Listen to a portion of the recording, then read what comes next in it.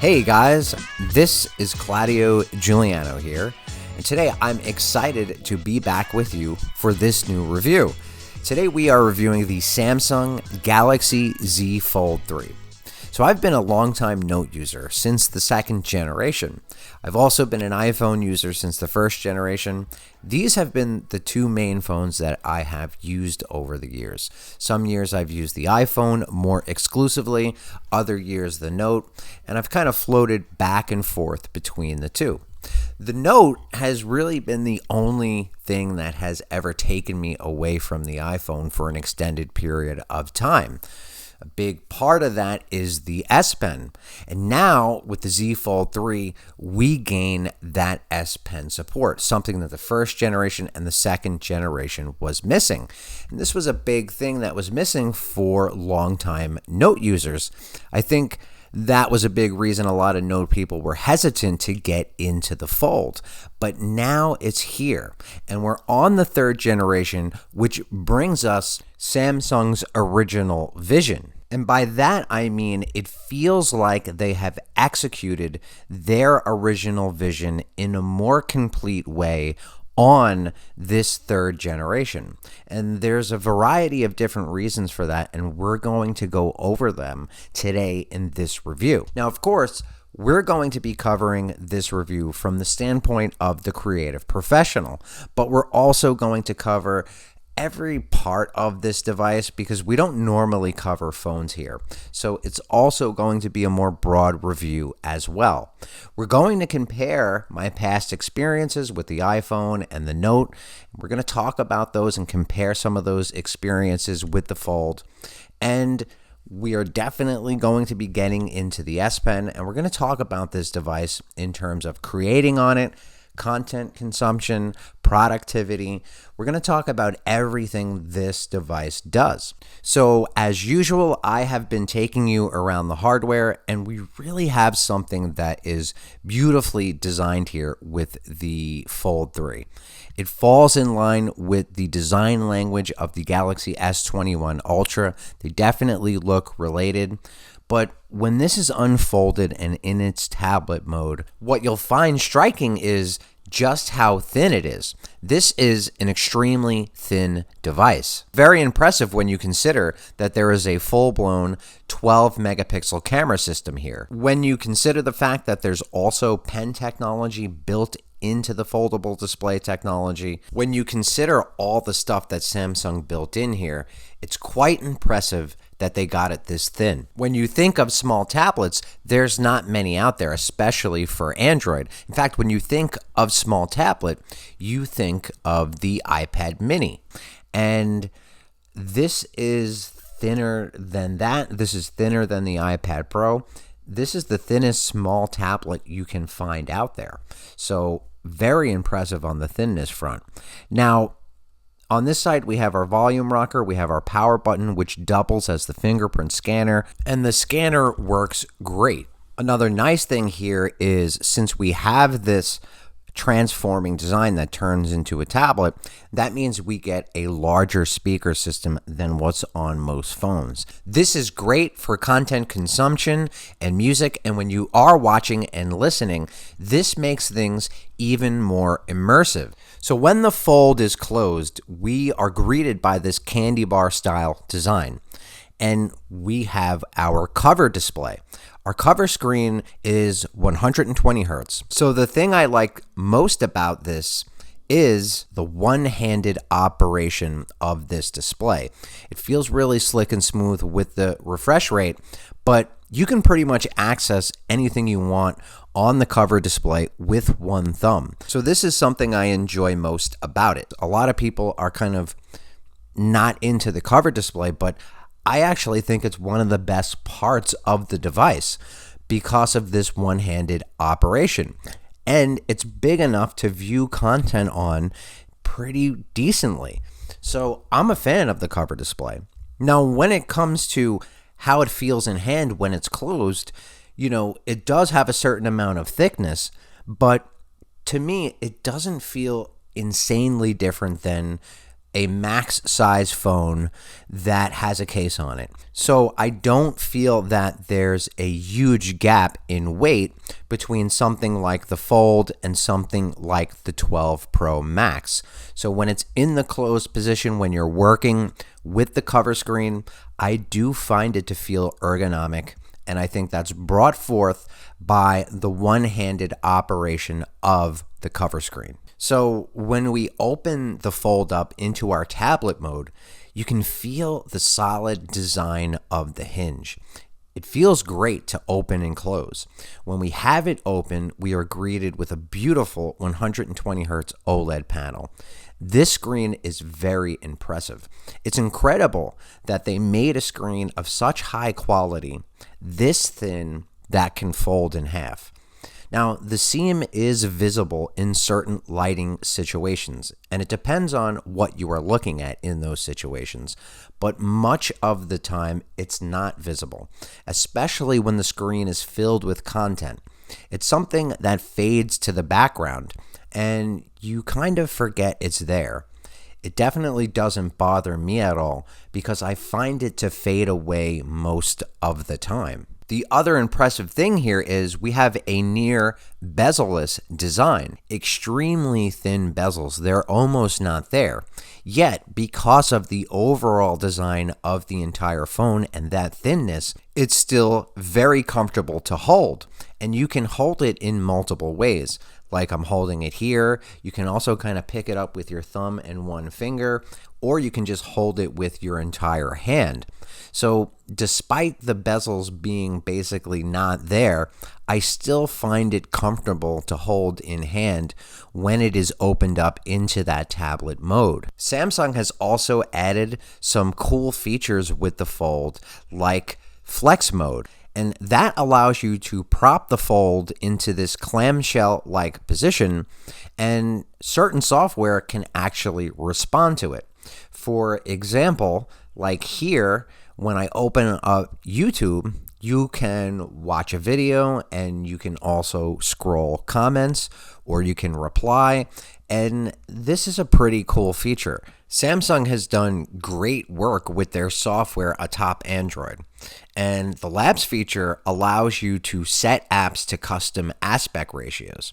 And this allows for a more seamless experience for when you go from your cover screen to tablet screen. You open it and that experience will continue. Now, some apps are stuck at the aspect ratios they are, but others are working, like Instagram.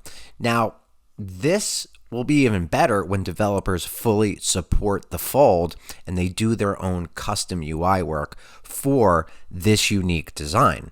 But right now, it is working in a usable way. On the Fold, all of the great OS software features that Samsung has been implementing for years with the Note really come to life on the Fold. The advanced multitasking and floating window support, this works great on the Fold with its large tablet screen. And then they've also implemented other nice multitasking features like app pairing, where you can set a pair of apps together and it will open both of them in a split screen view. So the Fold is just a multitasking beast, and it is designed around that kind of workflow. Gaming on the Fold is also extremely fun. It's very immersive with the large screen, and it's just very fun to do, especially dedicated gaming like a game like this, Call of Duty Mobile, where it fills up the screen and you're getting that full immersive experience. So I know a lot of you guys are concerned about the durability of the Fold's display, and I didn't get to check out the first gen or the second gen, so I don't have a reference point to compare it to the third gen. But what I can tell you is I've been testing the Fold 3 for about a month now. I've had the SIM in the whole time. I've been using it very heavily. I've been drawing on it, sketching. I've been taking a lot of notes. I've been using it nonstop. And a month later, the display is still in perfect mint condition. There is not a scratch. There's not a dent, not a ding. I think the durability here is really solid. Only long term will tell, so we'll probably do a follow-up.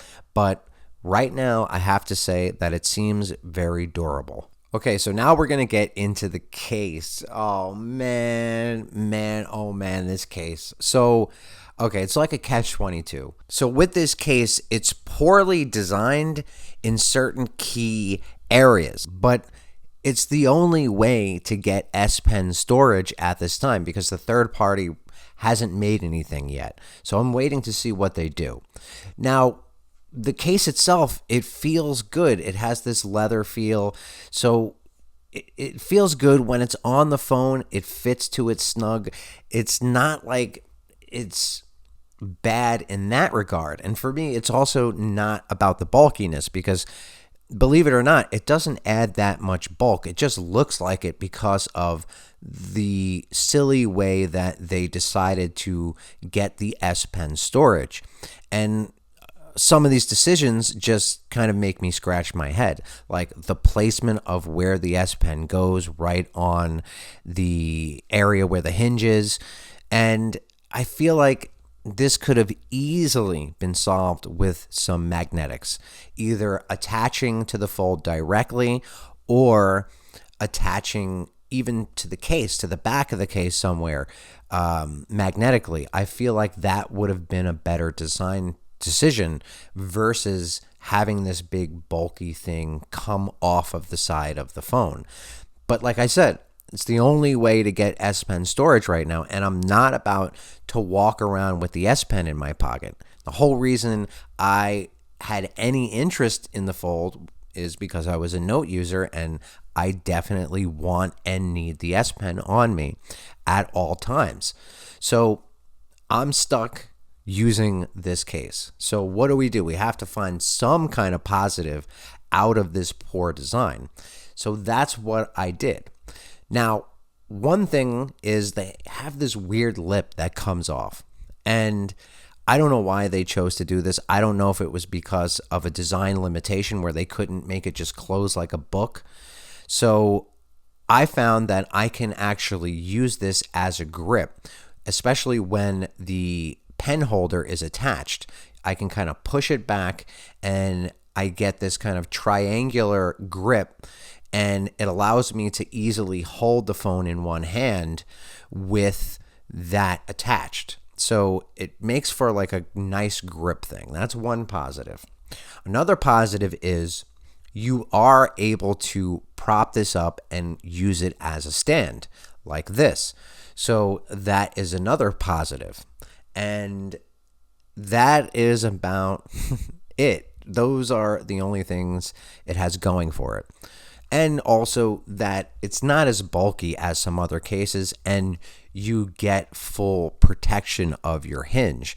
Some of those other cases I've seen out there that protect the hinge are like really, really bulky, something I could not deal with. At least the S Pen case is trying to stay as thin as it possibly can. It just looks thicker in video because of the big protruding S Pen case thing. But for me, the number one biggest issue with this case is the fact that it totally diminishes the ease of access to the cover screen and the ease of access that the cover screen grants you, being that it gives you that one-handed ability. That basically disappears when this case is attached, because when you flip it open, it doesn't open up flat because of the S Pen case there. To show you what I mean about the case not being that bulky, here is one of my 12 Pro Max cases, and when we compare them side by side, they're pretty much the same thickness. So it's not a matter of bulkiness when it comes to the case. It's just a matter of weird design choices.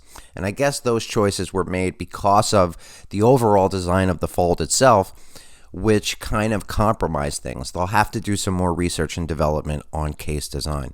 So now we are going to get into the S Pen Fold Edition. This pen is specifically made for the Fold. Other S Pens will not work on it. This pen has a different tip. It's a rounder tip with a retractable design.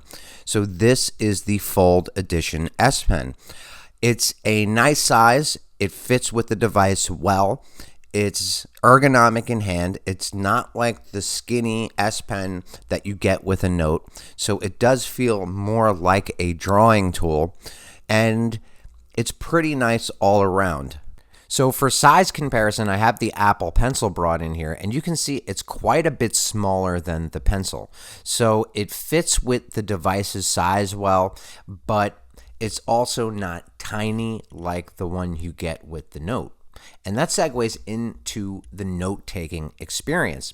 And with the Z Fold 3, what you will find is you will get an excellent note-taking experience. You aren't going to run into any problems when you are taking notes across the seam. And for me, I don't mind the feel of the seam. You will definitely feel that the seam is there, but it's not really a big deal for me. I'm able to work around it. It doesn't feel like there's a huge indentation in the screen or anything like that. So for me, it's not bothersome. And that segues us into art and creation with the Fold 3. So we have the Snapdragon 888, which is a good chip and it has good power. So I've been able to open high resolution pieces of art like this one here, and I've been able to work with them without any major problems. Now, we're not talking A15 chip level performance. We're not talking M1 performance, but this is the best performance that I've seen in an Android device so far. So the 888 is good. Now, when it comes to the drawing experience itself, sketching, drawing, painting, there are some specific things that I want to go over. So I find the pen experience to be good. It's not perfect. There's some issues, but it's good enough for what I want to do with it, which is quick sketches and quick paintings. And the power really is the fact that I have this tablet that's always on me in my pocket that I can pull out, and I'm able to draw and sketch basically wherever I am. And that's the power of it. Now, it's not perfect. And what I mean by that is there are some issues, and some of those issues are more apparent in certain software versus others. So for example, I am doing a demo right now in Clip Studio Paint.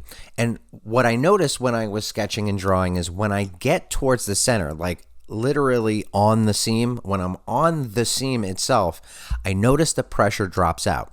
Now, this was interesting because in the other apps I tested, like the Huion Sketch app and Artflow, this isn't happening at all. Pressure is consistent across the entirety of the screen. So I think this is a matter of some apps need to be updated to better support this new tip architecture, and they have to update to also support the folding display. So there are new technologies here that I think have to be better adopted to get that more perfect pen experience.